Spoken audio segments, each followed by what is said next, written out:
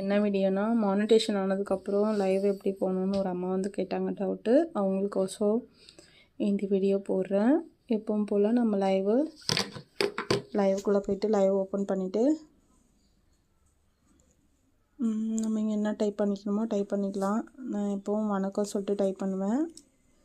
Type பண்ணிவிட்டு நான் இந்த சிம்பிள் வச்சுப்பேன். இப்போ வெளியே வந்துட்டு மெயில் பண்ணிவிட்டு லொக்கேஷன் வேணுன்னா கொடுத்துக்கலாம். நான் லொக்கேஷன் வந்துட்டு சென்னைன்னு சொல்லிட்டு கொடுப்பேன். கொடுத்துட்டு ஓகே கொடுத்துட்டு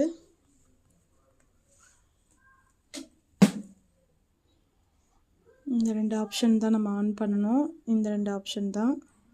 இதை ஆன் பண்ணிவிட்டு கோ டு லைவ்.